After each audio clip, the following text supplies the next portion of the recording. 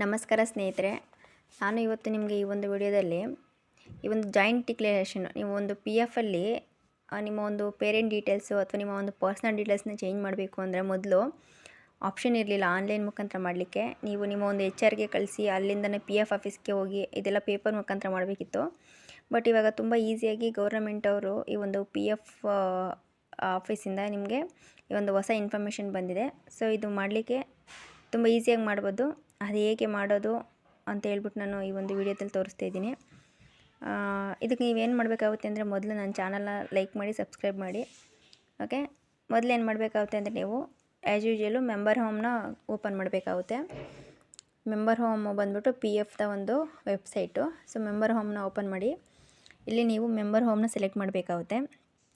And ಇಲ್ಲಿ ಬಂದುಬಿಟ್ಟು ಇದು ಸ್ವಲ್ಪ ಸರ್ವರ್ ಸ್ಲೋ ಇರ್ತದೆ, ಸೊ ವೆಯ್ಟ್ ಮಾಡಿ. ಇಲ್ಲಿ ಓಕೆ ಕೊಟ್ಟು ನಿಮ್ಮ ಒಂದು UAN ID ಮತ್ತು ಪಾಸ್ವರ್ಡ್ನ ಇಲ್ಲಿ ನೀವು ಎಂಟರ್ ಮಾಡಬೇಕಾಗುತ್ತೆ. ನಿಮ್ಮ ಒಂದು UAN ಹಾಕಿ ಆ ಒಂದು ಪಾಸ್ವರ್ಡ್ ಹಾಕಿ ಕೆಳಗಡೆ ತೋರಿಸಿರೋಂಥ ಒಂದು ಕ್ಯಾಪ್ಚನ ಎಂಟರ್ ಮಾಡಬೇಕಾಗುತ್ತೆ.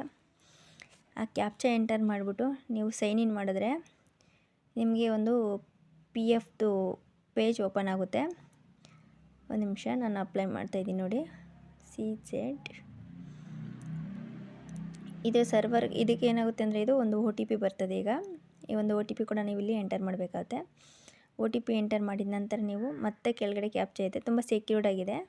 ಓಕೆ, ಇದು ಓಪನ್ ಆಯಿತು ನೋಡಿ. ಇಲ್ಲಿ ಓಪನ್ ಆದ ನಂತರ ನೀವು ಇಲ್ಲಿ ನಿಮಗೆ ನಾನು ಹೇಳ್ದಂಗೆ ನಿಮ್ಮ ಒಂದು ಡೀಟೇಲ್ಸ್ನ ನೀವು ಬೈ ಹ್ಯಾಂಡ್ ಕೊಡಬೇಕಿತ್ತು. ಬಟ್ ತುಂಬ ಈಸಿಯಾಗಿ ಕೊಟ್ಟಿರೋದ್ರಿಂದ ನೀವು ಯಾವ PF ಆಫೀಸು ಅಥವಾ HR ಏನು ಕಾಂಟ್ಯಾಕ್ಟ್ ಮಾಡೋದು ಬೇಕಾಗಿಲ್ಲ. ಆ್ಯಸ್ ಯೂಶುವಲ್ ನೀವು ಹೇಗೆ ಒಂದು PFನ ಕ್ಲೈಮ್ ಮಾಡ್ತಿದ್ರೋ ಅದೇ ರೀತಿ ನೀವು ನಿಮ್ಮ ಒಂದು ಡೀಟೇಲ್ಸ್ಗಳೇನು ಪರ್ಸ್ನಲ್ ಡೀಟೇಲ್ಸ್ ಇರ್ತದೆ, like father name, address change, ಇಲ್ಲ mother details, date of birth, name corrections, ಅದೆಲ್ಲನೂ ಕೂಡ ನೀವು ಇಲ್ಲಿ ಈಸಿಯಾಗಿ ಈ ಒಂದು PF ವೆಬ್ಸೈಟಲ್ಲೇ ನೀವು ಈ ಒಂದು EPF ಏನಿದೆಯೋ ಇದರಲ್ಲೇ ನೀವು ಚೇಂಜಸ್ ಮಾಡ್ಕೋಬೋದಾಗುತ್ತೆ. ಇದರಿಂದ ತುಂಬ ಜನಕ್ಕೆ ಯೂಸ್ ಆಗಿದೆ ಅಂದ್ಕೋತೀನಿ. ಯಾಕೆಂದರೆ ಮೊದಲೆಲ್ಲನೂ ನೀವು ನಿಮ್ಮ ಒಂದು ಒರಿಜಿನಲ್ ಡಾಕ್ಯುಮೆಂಟ್ಸ್ನ ಕೂಡ ಇದಕ್ಕೆ ತಂದು ಅದರಿಂದ ನೇಮ್ ಏನಿದೆ ಅದನ್ನೇ ಹಾಕ್ಬಿಟ್ಟು ಅದನ್ನೆಲ್ಲ ಅಪ್ಲೋಡ್ ಮಾಡಿ ತುಂಬಾ ಜಾಸ್ತಿ ಪ್ರೊಸೀಜರ್ ಇರೋದು. ಅದೆಲ್ಲ ಇಲ್ಲಾಂದರೆ ಮಾಡಲಿಕ್ಕೆ ಕೂಡ ಆಗ್ತಿರಲಿಲ್ಲ. ಇಲ್ಲಾಂದರೆ ಪಾಸ್ಪೋರ್ಟ್ ಕೇಳೋರು, ಈ ಥರ ಒರಿಜಿನಲ್ ಡಾಕ್ಯುಮೆಂಟ್ಗಳನ್ನ ಏನಾದರೂ ಒಂದು ಇದ್ರೆ ಮಾತ್ರ ಒಂದು name correction, date of birth correction ಮಾಡೋಕ್ಕಾಗ್ತಿದ್ದಿದ್ದು. ಬಟ್ ಇದರಲ್ಲಿ ಆ ಥರ ಇಲ್ಲ. ಇಲ್ಲಿ ನಿಮ್ಮ ಹತ್ರ ಇರೋ ಒಂದು ಏನು ಇದಿರುತ್ತೋ ಅದ್ರ ಮುಖಾಂತರ ನೀವು ಮಾಡ್ಬೋದು. ಅದು ಮಾಡೋದಕ್ಕೆ ಏನಾಗುತ್ತೆ ಅಂದರೆ ಮೊದಲು ನೀವು ಇಲ್ಲಿ ನೋಡಿ ನಿಮ್ಮ ಒಂದು ಪ್ರೊಫೈಲ್ನ ಚೆಕ್ ಮಾಡ್ಬೋದು. ಇಲ್ಲಿ ಒಂದು ಪ್ರೊಫೈಲ್ನ ಚೆಕ್ ಮಾಡಿದ್ರೆ ಇದರಲ್ಲಿ ನಿಮ್ಮ ಡೀಟೇಲ್ಸ್ ಎಲ್ಲ ಗೊತ್ತಾಗುತ್ತೆ, ನಿಮ್ಗೆ ಏನಾದ್ರು ಕರೆಕ್ಟಾಗಿದೆ ಇಲ್ವಾ ಅಂತ ಕೂಡ. ಈ ಒಂದು ಪ್ರೊಫೈಲಲ್ಲಿ ಏನು ರಾಂಗ್ ಇದೆ ಅದನ್ನು ನೀವು ಚೇಂಜ್ ಮಾಡಲಿಕ್ಕೆ ನೀವು ನಿಮ್ಮ ಒಂದು ಪ್ರೊಫೈಲ್ನ ಚೆಕ್ ಮಾಡ್ಕೊಳ್ಳಿ. ಪ್ರೊಫೈಲ್ ಚೆಕ್ ಮಾಡಿ ಅದರಲ್ಲಿ ಏನು ರಾಂಗ್ ಇದೆ ಅದನ್ನು ನೀವು ಕರೆಕ್ಷನ್ ಮಾಡಬೇಕು ಅಂತಂದರೆ ಇಲ್ಲಿದೆಯಲ್ಲ ಈ ಮ್ಯಾನೇಜ್ ಅಂತ, ಇದರಲ್ಲಿ ಮ್ಯಾನೇಜಲ್ಲಿ ಬಂದುಬಿಟ್ಟು ನೀವು ಎರಡನೇದಾಗಿರುವಂಥ ಒಂದು ಮೊದಲನೇದಾಗಿರುವಂಥ ಜಾಯಿಂಟ್ ಡಿಕ್ಲರೇಷನು, ಆ ಒಂದು ಜಾಯಿಂಟ್ ಡಿಕ್ಲರೇಷನ್ನ ನೀವು ಕ್ಲಿಕ್ ಮಾಡ್ತು ಅಂತಂದರೆ ನಿಮಗೆ ಕೆಲವೊಂದು ಡೀಟೇಲ್ಸ್ನ ಕೇಳ್ತಾರೆ. ಆ ಒಂದು ಡೀಟೇಲ್ಸ್ನ ನೀವು ಇಲ್ಲಿ ಎಂಟರ್ ಮಾಡಬೇಕಾಗುತ್ತೆ. ಅದು ತುಂಬ ಈಸಿಯಾಗಿರ್ತದೆ ನೋಡಿ. ಮೊದಲು ನೀವು ನಿಮ್ಮ ಡೀಟೇಲ್ಸ್ ಏನು ಚೇಂಜಸ್ ಆಗಬೇಕು ಅದನ್ನು ತಿಳ್ಕೊಂಡು ಅದ್ರ ಮುಖಾಂತರ ಅದಕ್ಕೆ ಡಾಕ್ಯುಮೆಂಟ್ಸ್ನ ಕೂಡ ನೀವು ಇಟ್ಕೊಂಡಿರಬೇಕಾಗುತ್ತೆ.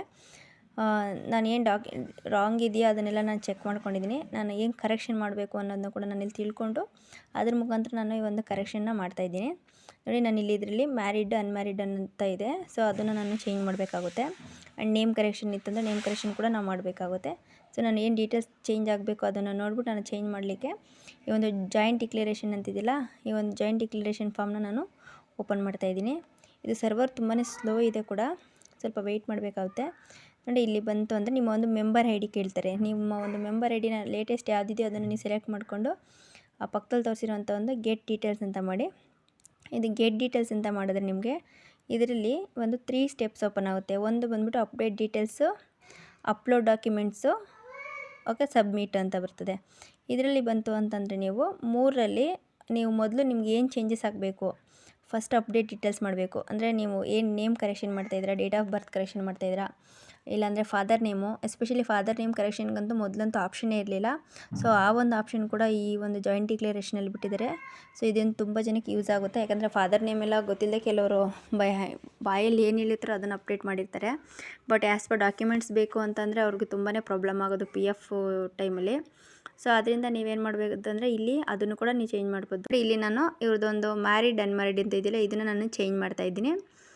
ಈ ಒಂದು ಮ್ಯಾರಿಡ್ ಅನ್ಮ್ಯಾರಿಡನ್ನು ಚೇಂಜ್ ಮಾಡಲಿಕ್ಕೆ ಏನು ಮಾಡ್ತಾಯಿದ್ದೀನಿ ಅಂದರೆ ಇದಕ್ಕೆ ಯಾವುದೇ ರೀತಿ ಡಾಕ್ಯುಮೆಂಟ್ ಬೇಕಾಗಿಲ್ಲ. ಇನ್ ಕೇಸ್ ನೀವು name correction date of birth correction ಮಾಡ್ತೀರಾ ಅಂದರೆ ಮಾತ್ರ ಅದಕ್ಕೆ ಒಂದು ಡಾಕ್ಯುಮೆಂಟ್ ಬೇಕಾಗುತ್ತೆ.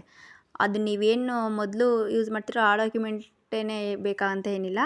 ನಿಮ್ಮ ಹತ್ರ ಯಾವ ಡಾಕ್ಯುಮೆಂಟ್ ಇದ್ದರೆ ಅದಾಗುತ್ತೆ ಇದರಲ್ಲಿ. ಸೊ ಮೊದಲೆಲ್ಲ ಏನಾಗುತ್ತೆ ಅಂದರೆ ನಿಮ್ಮ ಒಂದು ಮಾಸ್ ಕಾರ್ಡು ಅಥವಾ ಪಾಸ್ಪೋರ್ಟು ಇಷ್ಟೇ ಇರೋದು. ಇದರಲ್ಲಿ DL ಇರ್ಬೋದು, ನಿಮ್ಮ ಒಂದು ವೋಟರ್ ID ಯಾವುದಿದ್ರೂ ಕೂಡ ನೀವು ಚೇಂಜ್ ಮಾಡ್ಬೋದು.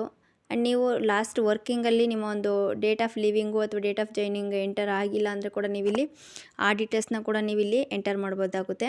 ಯಾವ್ಯಾವ ಕಂಪ್ನಿಯಲ್ಲಿ ಕೆಲಸ ಮಾಡಿದ್ರೆ ಎಷ್ಟು ವರ್ಷ ಅದನ್ನೆಲ್ಲ ಕೂಡ ನೀವಿಲ್ಲಿ ಎಂಟರ್ ಮಾಡಿಬಿಡ್ಬೋದು.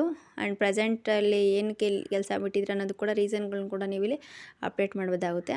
ನಂತರ ಇಲ್ಲಿ ಬಂದರೆ I here consent to provide my Aadhaar number to purpose for this application ಅಂತ ಕೇಳ್ತದೆ. ಸೊ ಎಸ್ ಅಂತ ಕೊಟ್ಬಿಟ್ಟು ನೀವು ಇಲ್ಲಿ ಕೊಟ್ಟರೆ ನೋಡಿ, ಇಲ್ಲಿ ನಾನು ಇವ್ರದ್ದೊಂದು ಮ್ಯಾರಿಡ್ ಇದ್ದಿದ್ದು ಅನ್ಮ್ಯಾರಿಡ್ ಇದ್ದಿದ್ದ ನಾನು ಮ್ಯಾರಿಡ್ ಅಂತ ಹೇಳ್ಬಿಟ್ಟು ರಿಕ್ವೆಸ್ಟ್ನ ಚೇಂಜ್ ಮಾಡ್ತಾಯಿದ್ದೀನಿ. ಈ ಒಂದು ರಿಕ್ವೆಸ್ಟ್ನ ಚೇಂಜ್ ಮಾಡಿದ್ರೆ ಇದಕ್ಕೆ ಯಾವುದೇ ರೀತಿ ಡಾಕ್ಯುಮೆಂಟ್ ಬೇಕಾಗಿಲ್ಲ.